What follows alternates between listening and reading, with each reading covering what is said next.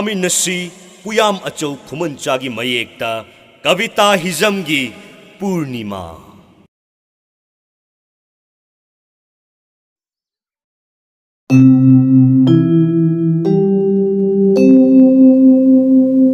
ngasi nungsa so onthong na sakre nong su marak marak ta yawi khanghaudana thongnaw dagi humjelak padong leina basanta gi diary adugi sebang singado haidorei yenglubada 16 March ki ikiba singado mayek singna urai unani unaroi khangkhidraba purnima amadi basanta gi wari ado diary aduda taduna lerami haukraba punsi wari kaya ado tapna ningsinglei class 12 thaba loibadagi ngasi phabu ubo phangkidre nungsibi purnima gi saktamdo nongmata su thajarude asumdu unar koi haibisu aduga ngasina kaya da lamnakraba mapausu takidre karam leli haibisu nongmata hangrudre masinasu makhoi ani gi lambi tapna lapthongna rakhibani basanta amadi purnima class amata da taminarakpani class ta phamna nungsi mit yeng nakhiba basantana kawba ngamkhide purnima gi huran mit yeng do school gi aroiba farewell numit ni class su taude oja sing punna kainaram dai numit oibana athum ahaw asapot kaya saminari aduga makhoi masel amaga autograph launei litliba angoba machugi furitching aduda sketch pen machu makhal kaya mana pamba wish amadi advice isinai purnima su basanta gi furita irai don't forget me ngasi phawba basanta na furit ado section na thamli basanta na su iki you and me asumna tha ama makhairam haukhre purnima gi masaksu uba phangkhidre basanta gi thamoi na diwajaki magi damakta ahing kaya haukraba wari kaya ningsingduna tumba themjaki tumthau yadraba wakhal aduna magi diary ki simaida iri sahitya gi oiba wahai kaya haukraba punsi tangkak adu ningsinglubada basanta ngasi su na hongna na nokli class 11 kabagi ahoba numitni basanta na hobe lakbada ikhangudana mabani thengnaki wade amata hainada khonglei thuna classroom tamna sangnaki purnima se pambol ni haiba basanta na khanglude matam khara lairagadi basanta gi mamanaba bobi na hairakpadagi khangki bobi gi matengdagi makhoi ani khangnaraki madugi matungda makhoi school gi boarding da pulak leiminaki ratayatra numitta purnima na sandol thillaga khesri simlambado kaya gi mate ningthisaki numitugi wari purnima nahakti kauramlani purnima nangse nasak yam phajengo nangna chandon ga thilaga khesri chamlambado as thorani pura malingo is haijinai seongne nangi namito yadre ko aidi thivani ima pagi nate ko asemu phajai asemu phajabrane asemane tamo se mipal maya da sambru thungi namit yamlamgani ko is kangbireda panjini na ado nangai gi marakta khariba sambal asida aigi damakta ta sengna nang lepangambigadra ngangani nangai gi marakta minu uba ngamjaba sambal se aina soidana kangani punsi gi sambal kharaba lambi ase segaiduna nang ai punsi panthung yoba ngamdana ba honasi naseldi tamubu thamo sengna nungsi punsi gi thadok pangam jaroi nanakta lengduna uphal oina lepjarage piglingedagi aina khankiba aina haikiba wahai ama phau ngaktaba toroktre lamdam sibu koliba nongpok ningthongna sakini ai nangbu punsi gi thadok loi purnima asumna rathayatra hauki tha kaya sahi kaya su tung inki matamgi khongleida purnima amadi basantagi nungsi mari su lepa laitana turel gi isel gum senthari matamgi khongjel angakpani makhoi ani Dem College of Science tagi graduation loishinaki masimakna purnima amadi basantagi marakta lapthoknakibagi maram oiki imong panunggi mapa mamagi yathang matung inna basanta Delhi UPS exam thananaba coaching chatpa taki. Purnima di makha tana Manipur University da mahi tamgani lepkli. Salam tai ki matamadada makhoi ani thengnanaba Purnima gi mamanabi Surbalana Basanta da pau piki. Numito July tang kun gamanga lising ani taragani pani. Makhoi ani ayuk pung taramathoy tabada Sunrise Restaurant da thengnay numit aduda. Purnima, nungaidana. Nungairi. Ay, UPSC exam gidamak Delhi da matam khara liba tare. Yamna phaye. Mai pak pangamnanaba kana honaw ko da. Hoy, honagi. Ado, ayna sa thokringayda nang Ay din nang gidamakta punsigi lepkani. Ay bunang na thadok piranggadaba da mangairi. Ado, che, maido ngton silo. Karige. Undon silo. Wa mai ge ba. As irang tawrakanu da. Hayeng ko na. Adudi nang ay nungsidi natra. Purnima na ikaira mai onsilai masabu basanta da sinazay. No ngale basanta Delhi chatnanabagi sem saba loire. Salamday mikup aduda Purnima bu uzanan kibani. Adubu unabagi khudong chabadi phangkhidre. Numit yungba pung baro taba matam aduda Bir Tikindazit Imphal Airport da mahakki apokba apokpi amadi manaw nupana thinbiri. Makhoi bu aroiba bidai piramlaga Indigo flight da Basanta Delhi panglakle. Mahak Delhi gi khwaidagi phabani hainariba Elite Coaching Center da admission tawsile. Mahak Oza Binay Sharma gi makhada yamna kana honai. Oza Binay Sharma thoidok hendokna hiram khudingda heisinglaba ozani. Oza oibagi ningthiba wangang pukjel chawba arembada matam manghandaba luba nanbagi magul kayana yomduna leibane. Oza Binay nupi thidri karigumba ningba kaiba amagi mamidi taba oi. Oza ki punsi wari Basanta na khangningba phauki. Asumna Basanta Delhi Bhagwan Nagar gi Siddharth Hostel da leire. Mahakna leiriba hostel adu Delhi gi oinadi yamna singthanaba yaraba hostel amani. Hostel adu gi mapu Prakash Senjau paiba misakni. Mahak ki machanupi Pinky Basanta na tamliba Elite IAS Coaching Center aduda coaching taminay. Basanta na numit khudingi city bus amada tongduna chatli. Pinky di driver na car amada numit khudingi thilli. Asumna tha ahumdom pharakiba khanghodre mahakna Delhi gi Bhagwan Nagar da lairakhiba ase. Ahing athengbada Manipur da lehauriba Purnima gi photo yengjaraga Basanta lenjai. Purnima bu thamoi sengna nungsirabasu study da hena pungning lukkiba amadi hostel gi rule ngaknanaba honabada phone tawbagi khudong chaba phawba phajana phangkhide. Amaromdana Purnima su lamdam tamna laikhraba Basanta gi wakal ningsingduna ta leiri. I pau phongadaba kaya shimakna Purnima gi thamoida awaba kaya nanghalli. Mahaksu study da hena mai onsinki. Karigumba Basantana achaw sang oikhraga Mana oihaudradi Basantana mahakpu thadok piramgani haibasi Purnima gi wakhalni. Basanta hanba oina Elite IAS Tuition Center gi test pangthokpada center adugi topper oiki. Pinky na second taki. Nongmata second taki drabi Pinky na Basanta gi mapamda maithibagum phauki. Basanta kanano haina thikat bahoraki. Basanta haibase kadaidagino. Kadaida leibano khangningbana langtaknaki. Pinky ningkiba hongba leiktabi mapa Prakash ki machani haibada matik chabini. Phangani khankraba posak amada phangdana tokkidaba yaude. Phizol makhal sana makhal kayani magi haibada awatpa amata leikti.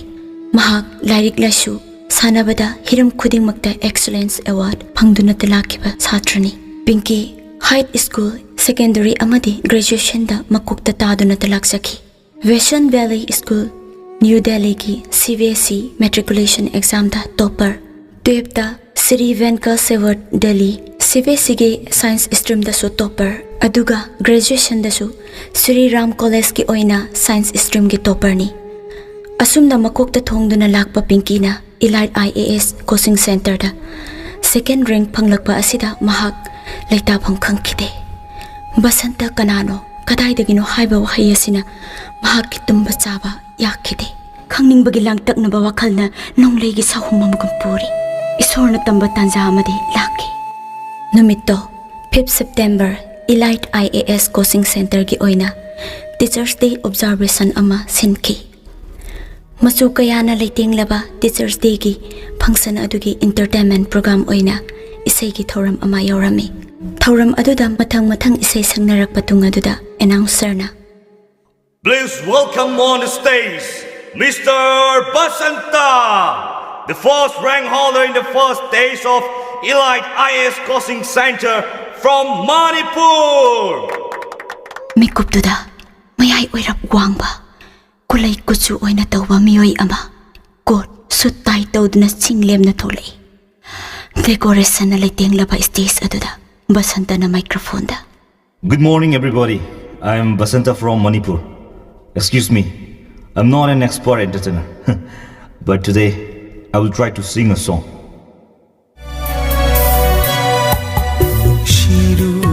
ꯆꯤꯌꯔꯗ ꯐꯝꯗꯨꯅ ꯂꯩꯔꯤꯕ ꯄꯤꯡꯀꯤꯅ ꯕꯁꯟꯇꯒꯤ ꯁꯛꯇꯝ ꯑꯃꯗꯤ ꯈꯣꯟꯖꯦꯜ ꯇꯥꯕꯗ ꯁꯨꯝꯍꯠꯈꯤ ꯍꯥꯏꯐꯝ ꯈꯪꯗꯕ ꯍꯥꯏꯕꯗꯨ ꯑꯣꯏꯈꯤ ꯏꯈꯧꯂꯥꯡꯅ ꯊꯤꯖꯔꯛꯄ ꯃꯤꯁꯛ ꯑꯃ ꯐꯪꯕꯗ ꯐꯥꯎꯈꯤꯕ ꯅꯨꯡꯉꯥꯏꯕ ꯑꯗꯨꯒꯤ ꯁꯩꯊꯥꯐꯝꯗꯤ ꯂꯣꯏꯕ ꯅꯥꯏꯔꯔꯣꯏ ꯄꯨꯝꯅꯃꯛ ꯏꯁꯣꯔ ꯃꯥꯒꯤ ꯂꯤꯂꯥꯅꯤ ꯅꯨꯃꯤꯠ ꯈꯔꯅꯤꯒꯤ ꯇꯨꯡꯗ ꯄꯤꯡꯀꯤ ꯃꯍꯥꯛꯀꯤ ꯕꯕꯥꯒ ꯂꯣꯏꯅꯅ BMW ꯀꯥꯔ ꯑꯃ ꯇꯣꯡꯗꯨꯅ ꯁ꯭ꯔꯤꯅꯥꯊ ꯍꯣꯁꯇꯦꯜ ꯗꯦꯜꯂꯤꯒꯤ ꯚꯒꯋꯥꯟ ꯅꯒꯔ ꯇꯝꯅ ꯂꯥꯛꯏ ꯄ꯭ꯔꯀꯥꯁ ꯎꯕꯗ ꯍꯣꯁꯇꯦꯜ ꯑꯗꯨꯒꯤ superintendent ꯔꯥꯝꯄ꯭ꯔꯁꯥꯗꯅ Good morning, Sarji.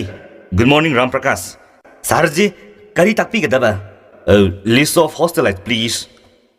Sida lejare, Sarji. Room number 50 da laiba Manipurdagi Basanta Kumancha si aiga unaningi. Aigi special room da amukta kauru. Hoi, phagani, Sarji. Kari takpigadaba? Lao lao, chom da sarna nangbu unaba pame hai. Lao. Hoi. Chi aikoigi sargi special room ni. Sarji gi special mio sing thunglabadi chida laifam sinmani ko. Asomda drawing room da changsi ko. Lao. Chida phambiro. Sarji busu sida ngaibiro ko.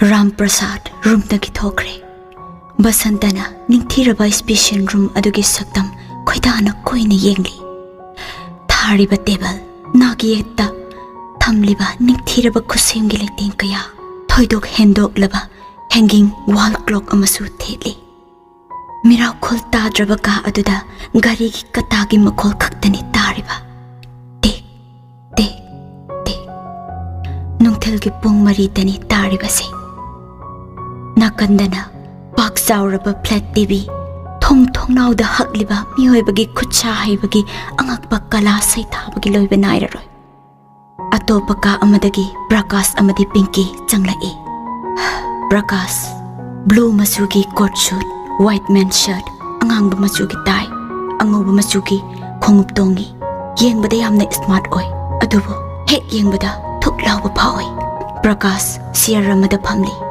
Pinky di icham chamba salwar ama setli Lighting yaudraba mai thong aduda amuk hena magul lehali mikuptuda Basantagi thamoida karigumba amadi phauki table dugi mamangda Pinky amadi Basanta Are you Basanta from Manipur? Yes, sir. I am. Do you know who am I? Excuse me? No, sir. I am the owner of Siddhartha Hostel. Oh, I khangzirudre. Aina mafam sida aigi daughter ga lakpagi maram nang khangbra? Khangzudi, sir. Nang aigi daughter sibu ukhrabra? Hoi, sir. Uzakre. Where? Maming di khangbra? Elite IAS Coaching Center da.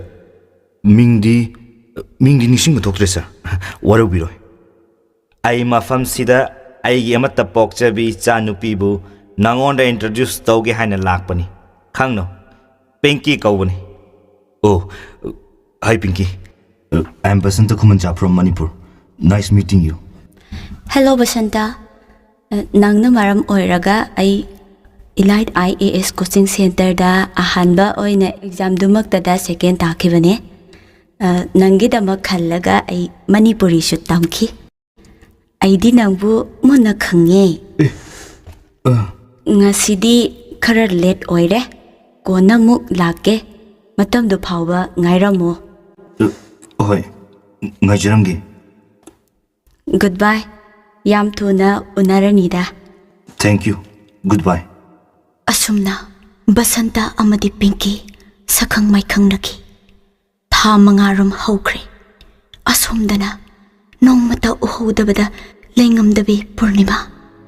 Thasigi mamlaba musi musiraba mangalgum nungaibagi manglan mami samkre. Wadabra haibasu wai. Kaptabra haibasu kapi. Thamoida tariba awabagi mami kanadasu haidoklaroi khatsaki Purnimana. Purnimagi ahanba punsigi nungsi sayhauda Basanta khaktabu lining oisaki. Karamba flighta magi tamo Basanta halaktani haiduna wana khangjari. Magi ngaijabagi awaba isur mahak nattana kanasu khangbidi. Asumda tha amadagi tha ama hoki adubu awabagi chainadi nongmagi hengalakli. Uzaning basaktamdo Usaba pangladi Purnimagi thamoigi nungaibagi chambalna chet khajinduna thamoi nungda lot thamjarage kanasu udanaba khanjai nongma haukraba wari sing ningsinglingai mapanda kanagumba ama kaubagi khonjel tai haiduna thoklubada postman oirami yaleba khawadudagi sithi ama lokthoklaga Purnima da pirami Purnima harauna sithi ado lokthoklaga paba hoki Delhi, 8 December 2018, Sunday. Thamoigi Purnima. Purnima hekta kauraki. Maithong makalam laga haraujabi aigi Purnima. Khazaigi shambuduna nokpada hena pakjabi. Taru bi misna. Khoitum narabi khonjia. Yengbagi penba naidrabi shaktam. Shaktam adu udaba tha mangarom pharakle. Kamdauri. Nungairiba natra. Ay ahanba IAS coaching phangjare. Masi punamaksida nangisu achauba thodang yauribani. Ay matik chaba miyoi ama oiba ngamnaba kanna honagani. UPSC gi civil service exam hek phawbaga ay Manipurda soidana tholakke. Madu ngamdri phawbadi ay Delhi da dum leba tare. Matamdu phawbadi na wahrabu suwana ay bungayramuko. Do ay na tholakpadadi nangi kari leiru haiba. Ay na thaji nang na ibu nungsibadi matam pumbagine. Awang chingjaw gumna nang aigi nungsiba panthung soidana yohansiko. Adubu ay khangi nang na bamon ay na maitay. Kariba sambalse araibadi natte. Adubu nang ay na matik charabadi nungsi panthung yoba soidana ngamgani. Romance ki battlefield da mai thireba romance player di ayuiningde. Nangi Basanta winter vacation oibagi suti phangi. 9 January 2019 Basanta Delhi dagi Jet Airway da Imphal da tholaki. Magi airweg ado lengjum da yalaga aeroplane dagi kumtharai. Airport da mahaki babana okpirami. Yum yore mai okthokpire. Basanta Purnima uningbana langtaknaki. Mahaki marup James makhoi ani Purnima bu unaba chatli. Siroi restaurant Pauna Bazaar 3 PM da makhoi thengnei. Purnima su mahaki mamanabi Sarju Balaga loinana langminaki. Purnima, nangi phirol khara lerakpane. Higo machugi sari blouse amu yorakpane. Yong. Fajabe yong. Yenge. Aisha, nangi ne. Nangsu aigi. Kariguma nang naibu miraglaba. Ai nang hatpa natragane. Itan su sai. Tamo. Nang shi wakal yamda henjana khale. Ado. Je, nangi na khuttu piro. Amu kaidorage haino. Se. Cheba. ꯃꯁꯤ ꯅꯨꯄꯥꯁꯤꯗꯤ ꯀꯩꯗꯧꯔꯕ ꯌꯥꯝꯅ ꯍꯥꯔꯕꯣ ꯑꯁ ꯑꯩꯁꯨ ꯃꯤꯅꯤꯀꯣ ꯅꯥꯕ ꯐꯥꯎꯋꯦ ꯏꯀꯥꯏꯕꯁꯨ ꯍꯩꯀꯣ ꯑꯗꯣ ꯀꯩꯗꯧꯉꯩ ꯑꯃꯨꯛ ꯆꯠꯀꯅꯤ after 1 week ꯑꯗꯨꯗꯤ ꯑꯩꯈꯣꯏ ꯑꯅꯤ ꯄꯥꯛ ꯑꯃꯨꯛ ꯎꯅꯔꯣꯏꯀꯣ ꯍꯣꯏ ꯃꯇꯝ ꯈꯔꯗꯤ ꯎꯅꯗꯕ ꯇꯥꯔꯦ ꯍꯌꯦꯡ ꯑꯩꯒꯤ ꯅꯥꯛꯇ ꯊꯝꯂꯒ ꯅꯨꯡꯇꯤꯒꯤ ꯎꯅꯗꯣꯏꯅꯦ ꯑꯁ ꯎꯃꯟꯗꯅꯅꯦ ꯑꯃꯨꯛ ꯁꯥꯎꯔꯛꯀꯅꯤꯀꯣ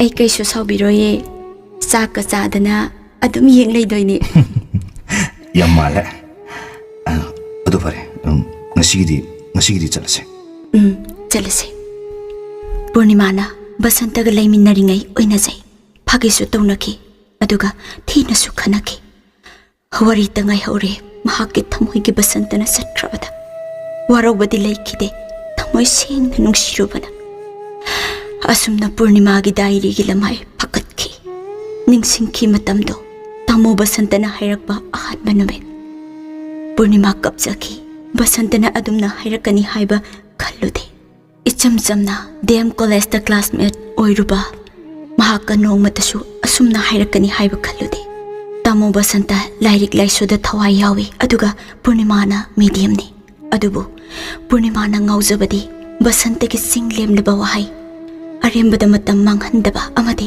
ꯃꯥꯒꯤ ꯃꯃꯣꯟ ꯃꯤꯅꯣꯛ ꯑꯗꯨꯅꯤ ꯅꯣꯡꯃꯁꯨ ꯃꯥꯅ ꯅꯣꯛꯄꯗ ꯕꯁꯟꯇꯅ ꯉꯥꯡꯈꯤ ꯃꯍꯥꯛꯄꯨ ꯃꯇꯝ ꯂꯩꯕ ꯈꯤꯕꯤꯛꯇ ꯁꯝꯕꯜ ꯈꯥꯕꯤꯈꯤ ꯑꯇꯣꯞꯄ ꯅꯨꯄꯥꯒ ꯋꯥꯔꯤ ꯁꯥꯔꯕ ꯃꯆꯤꯟ ꯄꯣꯝꯊꯣꯛꯇꯨꯅ ꯀꯧꯕ ꯐꯥꯎꯕ ꯈꯨꯝꯗꯦ ꯇꯣꯏꯅꯒ ꯀꯧꯔꯕ ꯀꯥꯟꯗꯅ ꯃꯗꯨꯗꯁꯨ ꯍꯩꯅꯤꯡꯗꯅ ꯈꯨꯝꯈꯤ ꯃꯇꯝ ꯑꯗꯨꯗ ꯄꯨꯔꯅꯤꯃꯥꯅ ꯈꯟꯈꯤ ꯕꯁꯟꯇꯅ ꯃꯥꯕꯨ ꯌꯦꯛꯅꯕ ꯑꯣꯏꯅ ꯈꯜꯂꯦ ꯑꯗꯨꯕꯨ ꯉꯁꯤꯗꯤ ꯈꯪꯂꯦ ꯕꯁꯟꯇꯅ ꯃꯥꯕꯨ ꯊꯃꯣꯏ ꯁꯦꯡꯅ ꯅꯨꯡꯁꯤ ꯍꯥꯏꯕ ꯑꯁꯨꯝꯅ ꯄꯨꯔꯅꯤꯃꯥꯒꯤ ꯗꯥꯏꯔꯤꯒꯤ ꯂꯃꯥꯏ ꯈꯨꯝꯖꯤꯟꯈꯤ ꯃꯗꯣꯝ ꯇꯔꯛ ꯕꯁꯟꯇꯕꯨ ꯅꯨꯡꯁꯤꯕ ꯑꯁꯨꯝ ꯍꯦꯟꯒꯠꯂꯛꯈꯤ ꯑꯗꯨꯕꯨ ꯀꯔꯤ ꯎꯄꯥꯏ ꯂꯩ ꯃꯍꯥꯛꯅ ꯂꯥꯞꯅ ꯆꯠꯈ꯭ꯔꯕꯗ ꯑꯁꯨꯝ ꯈꯜꯂꯤꯉꯩ ꯇꯥꯟꯖꯥ ꯑꯗꯨꯗ ꯃꯊꯪꯒꯤ ꯇꯥꯡꯀꯛ ꯉꯥꯏꯕꯤꯌꯨ ꯃꯇꯝꯗꯨ ꯐꯥꯎꯕ ꯀꯥꯏꯅꯕꯒꯤ ꯌꯥꯊꯪ ꯅꯤꯖꯔꯤ